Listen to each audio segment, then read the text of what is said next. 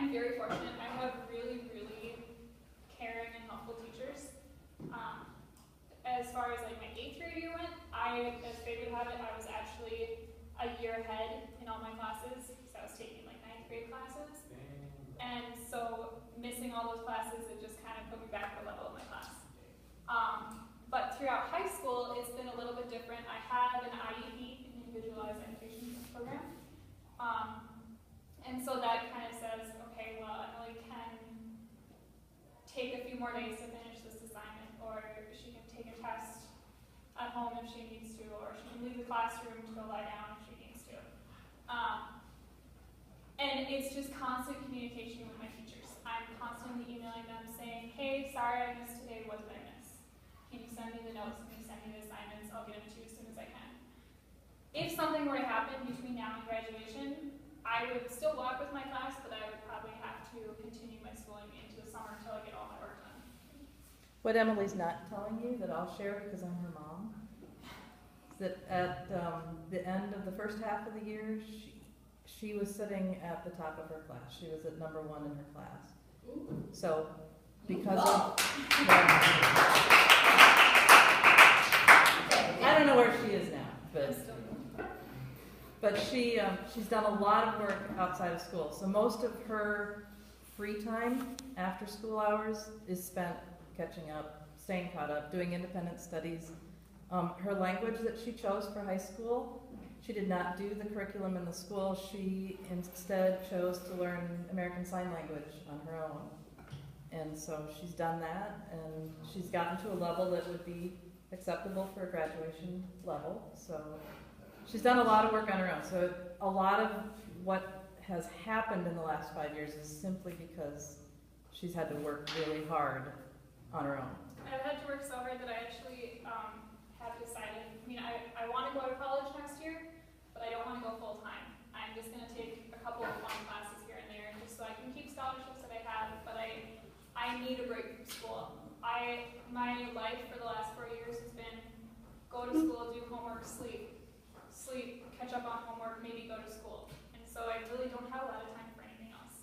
And so I'm going to take time next year to have that fun teenage stuff going on. I don't want to take too much of your time, so let me know what we're doing. 3 minutes. All right, let's take 2 more questions.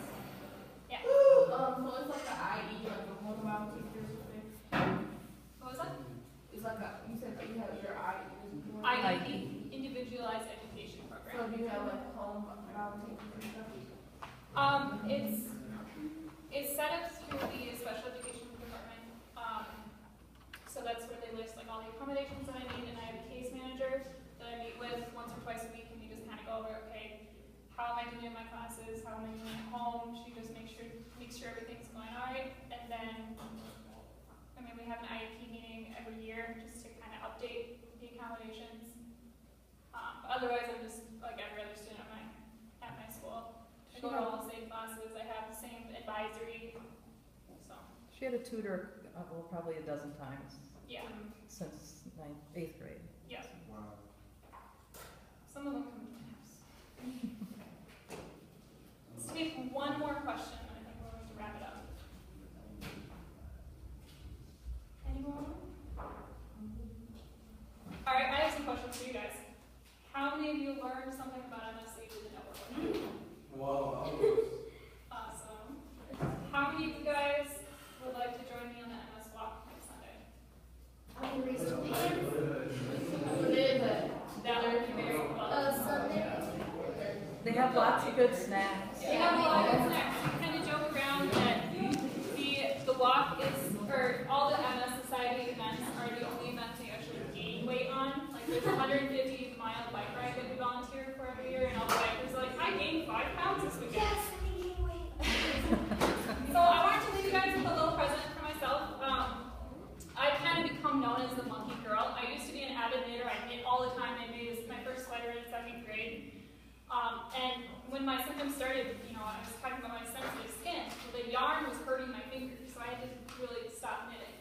And so instead, one of my friends taught me how to make sock monkeys, and I made 200 sock monkeys in the last few years.